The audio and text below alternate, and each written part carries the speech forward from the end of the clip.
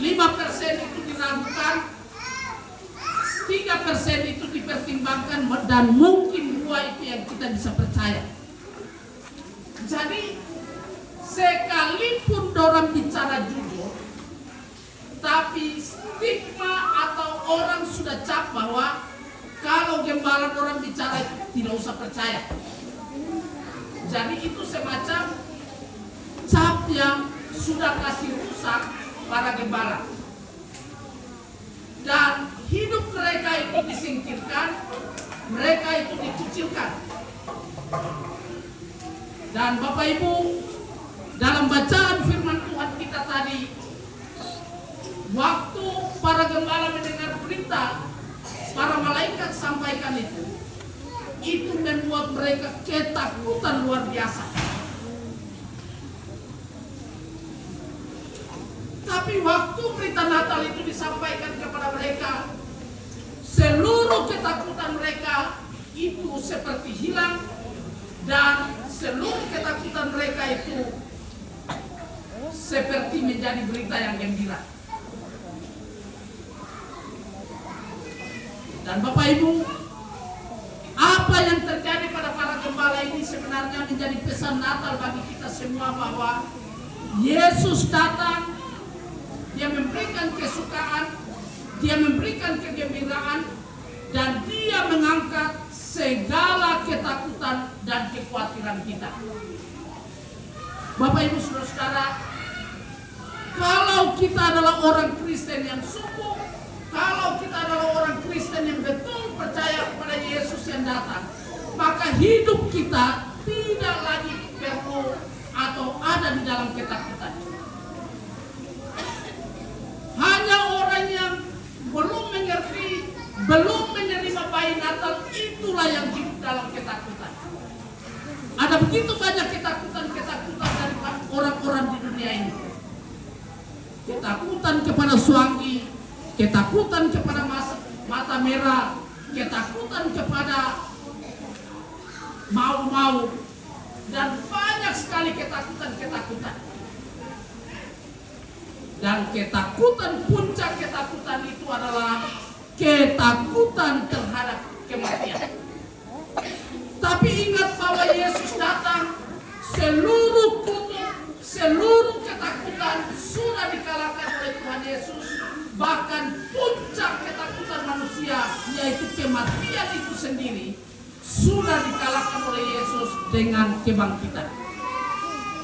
Maka Bapak Ibu, sekali lagi, orang Kristen tidak perlu takut terhadap apapun juga. Dan itu sebabnya dalam Katekismus Heidelberg, dalam pengajaran iman Kristen, setiap kali orang-orang akan mengaku iman percaya mereka, pengakuan yang paling pertama adalah apa yang menjadi penghiburan, apa yang menjadi kesenanganku, baik hidup maupun mati. Kesenangan, hiburan terbesar bagi setiap orang Kristen adalah baik hidup maupun mati bersama-sama dengan Kristus. Bapak Ibu Saudara-saudara dikasih oleh Tuhan Yesus, tanda Natal yang kedua adalah kesederhanaan atau lamping. Bapak Ibu Saudara-saudara, waktu berita malaikat kepada para gembala, dan inilah tandanya bagimu, kamu akan menjumpai seorang bayi yang terbaring di dalam palungan dan terbungkus dengan lampin. Itu berarti palungan dan lampin itu adalah tanda kesederhanaan. Tetapi pohon Natal adalah simbol kemewahan, simbol perayaan, simbol pesta. Waktu Yesus datang, Dia diletakkan di dalam kandang binatang, di dalam palungan, dan dibungkus dengan lampin. Dan berita Natal yang disampaikan oleh dari para malaikat kepada para gembala adalah, inilah tandanya. Jadi tanda bahwa kita merayakan Natal, tanda bahwa kita menjemput Yesus, tandanya adalah kamu akan menjumpai seorang bayi yang terbaring di dalam palungan yang dibungkus dengan lampin. Jadi mudah-mudahan Bapak Ibu jemaat, tahun depan lebih baik kita bikin pondok Natal, ada palungan, ada bayi yang diletakkan di sana, supaya kita betul meresapi bahwa Yesus betul-betul datang dalam kesederhanaan untuk mengangkat kita yang terbelakang. Bapak Ibu saudara-saudara, yang Tuhan mau dari kita adalah perayaan Natal, berjumpa dengan Tuhan dan meninggalkan dosa. Maka kalau dalam perayaan Natal kita kali ini masih ada di antara kita yang hadir dalam perayaan Natal, tetapi kita belum mengaku percaya sebagai orang Kristen, pesan Natal untuk kita kali ini adalah bawalah diri kita untuk berjumpa dengan Tuhan. Sekali lagi, pesan Natal untuk setiap kita yang belum mengaku percaya, yang masih hidup di luar Kristen. Pesan Natal secara spesial, secara khusus untuk kita adalah bawalah diri kita untuk berjumpa dengan Tuhan. Bapak Ibu saudara-saudara, tapi pesan Natal untuk setiap kita yang masih terikat dengan dosa, apapun itu, maka dalam perayaan Natal kita kali ini, perjumpaan dengan Tuhan itu kita bisa buktikan dengan meninggalkan dosa kita, kemudian kita memperbaharui hidup kita, atau kita memperbaharui komitmen kita. Bapak Ibu saudara-saudara, ada banyak beberapa orang-orang Kristen dalam kunjungan perjamuan, mereka bilang, Bapak, kami ada masalah, ada dosa, tapi nanti bulan Desember ini baru kami selesaikan.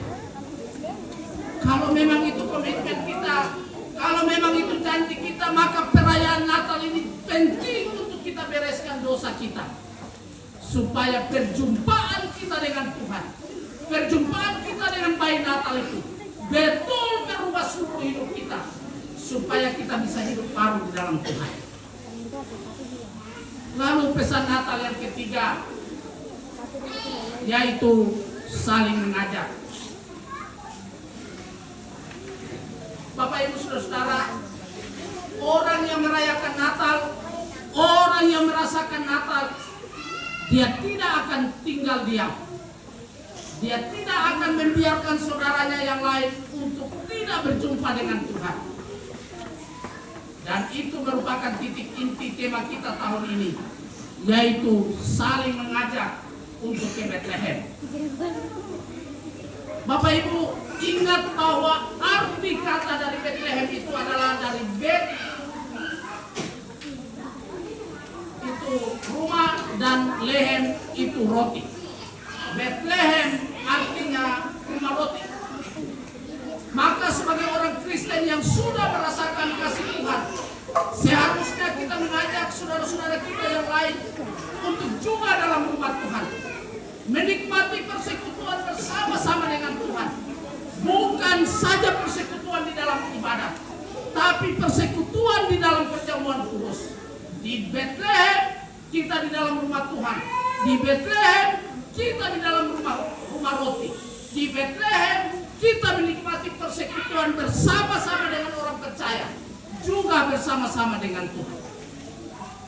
Maka Bapak Ibu, kalau kita sudah merasakan kasih Tuhan, yang Tuhan mau dari kita adalah ajaklah saudara kita untuk juga berjumpa dengan Tuhan.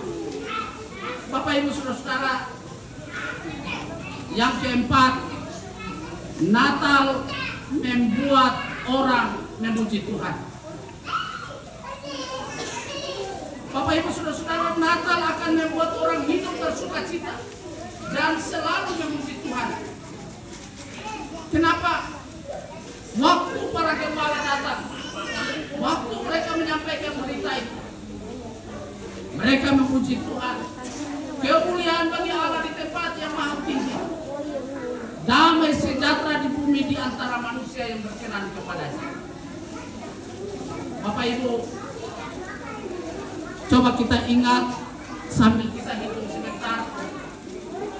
Sudah berapa kali kita merayakan Natal? Saya ingat, karena saya dari kecil sudah ikut sekolah minggu, sebenarnya dari muda sekali, dari masih kecil, sebenarnya perayaan Natal itu sudah saya lakukan terus. Dan masing-masing kita sebenarnya bisa menghitung berapa kali kita merayakan Natal. Tapi apakah dalam setiap perayaan-perayaan Natal kita itu, apakah membawa kita semakin dekat kepada Tuhan atau tidak? Sekali lagi, dalam setiap perayaan Natal selalu saya ulangi, baik bahwa ada dekorasi, baik bahwa dalam perayaan Natal ada makanan, baik bahwa dalam perayaan Natal ada sukacita besar. Tapi kalau seluruh perayaan itu, semua dekorasi, semua makanan itu tidak membawa kita lebih dekat kepada Tuhan, maka sekali lagi perayaan itu adalah perayaan penyembahan berhala. Ini penting untuk kita sadar. Karena jangan sampai kita memperalat nama Tuhan seolah-olah kita merayakan dan menyembah Tuhan, padahal penyembahan berhala yang sedang kita lakukan. Dan itu motifnya itu tipis sekali. Maka Bapak Ibu, hari ini untuk setiap kita yang hadir dalam perayaan Natal ini, Tuhan ingin mengingatkan kita. Kalau engkau masih hidup dalam dosa, kalau engkau masih hidup dalam perselingkuhan, kalau engkau masih hidup dengan dua istri, sambil merayakan Natal, sambil berkata bahwa saya memuji Tuhan, itu adalah penghinaan dan itu adalah penyembahan berhala kepada Tuhan. Tapi kita memperalatkan dengan nama Tuhan. Betapa pentingnya kita menyembah Tuhan dalam kekudusan. Betapa pentingnya kita memuji Tuhan dengan segenap hati. Karena yang Tuhan mau dari kita adalah kita meninggalkan dosa dan kita datang untuk menyembah Dia. Bapak Ibu Saudara, setelah beberapa kelas katekisasi, ternyata saya sadar dan menemukan ada beberapa saudara yang sebenarnya rela ikut katekisasi capek-capek supaya dia di sini, dan sebenarnya motif dan tujuannya adalah bukan supaya dia menjadi orang Kristen, tapi supaya anaknya bisa dapat surat baptis. Dan selalu saya sampaikan kepada majelis, kalau mereka hanya butuh surat baptis, kalau mereka butuh surat nikah, kasih saja surat itu kalau memang mereka merasa perlu. Tapi Tuhan akan menjadi hakim kepada mereka, untuk mereka yang bermain-main dengan memperalat semua alat-alat gereja untuk kepentingan dirinya sendiri. Bapak Ibu Saudara, sekali lagi, berapa usia kita dalam perayaan Natal? Maka seharusnya jemaat ini, gereja reformasi menjadi gereja yang misioner, gereja yang mandiri. Tahun ini kita merayakan 66 tahun usia gereja reformasi, berarti usia seorang kakek. Maka usia seperti itu harusnya kita menjadi gereja yang mandiri, kita menjadi gereja yang misioner. Dan itu sebabnya mungkin tahun ini jemaat Ilkan Ros mulai belajar tidak hanya memikirkan diri sendiri. Persembahan-persembahan tidak hanya untuk membiayai diri sendiri, tapi kita mulai belajar untuk memberi kepada Tuhan. Kita mulai belajar untuk memperhatikan lembaga-lembaga, memperhatikan apa yang perlu dibangun di dalam gereja ini. Mungkin mulai perlu memikirkan pos PI yang baru, karena seharusnya gereja melahirkan gereja. Bapak Ibu ingat, setiap kali perayaan Natal orang berbicara tentang Elizabeth, istri dari imam, ibu dari Yohanes Pembaptis, yang sampai usianya sudah hampir 70 belum punya anak. Dan bagi orang Israel, kemandulan itu adalah hal yang memalukan. Maka hari ini kita diingatkan, jangan sampai kita menjadi gereja yang mandiri. Betapa pentingnya kita mendorong penatua melahirkan penatua yang baru. Diaken harus melahirkan diaken yang baru.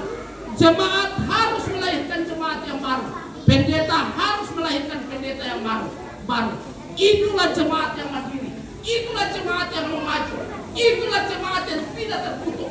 Karena hanya orang mandul yang terkutuk di dalam Alkitab. Maka MKDOS harus mulai memikirkan menjadi jemaat yang mandiri supaya tidak dianggap mandul oleh Tuhan. Penatua harus ada proses regenerasi, ada periodisasi supaya penatua melahirkan penatua yang baru. Penginjil melahirkan penginjil yang baru. 66 tahun gereja kita seperti gereja yang mandul, seperti dikutuk oleh Tuhan. Karena kita tidak pernah melahirkan generasi yang baru di gereja ini. Bapak Ibu Saudara-saudara, Natal harus mendorong kita untuk lebih mandiri. Natal harus membakar kita untuk lebih menjadi misioner, untuk terus memikirkan orang lain dan bukan hanya memikirkan diri kita sendiri. Itulah tandanya gereja yang hidup. Itulah tandanya gereja yang sehat. Bapak Ibu Saudara, setiap kali dalam sidang-sidang gerejawi, dalam sidang klasis, selalu jemaat MKDOS mendorong bahwa penatua di setiap POSPI, di setiap jemaat harus diteguhkan. Tapi kadang-kadang aneh. Ada penatua dicalonkan sampai 10 tahun, 15 tahun tidak diteguhkan. Padahal masa bakti hanya 2 tahun menurut tata gereja. Kita sudah mandul, kita menghambat. Dan penting sekali kita semua belajar sadar untuk melahirkan supaya kita menjadi jemaat yang hidup, yang tidak dikutuk oleh Tuhan. Marilah kita ke Bethlehem. Marilah kita menjadi jemaat yang misioner. Marilah kita menjadi jemaat yang mandiri. Kiranya Tuhan menolong kita dalam perayaan Natal ini. Amin.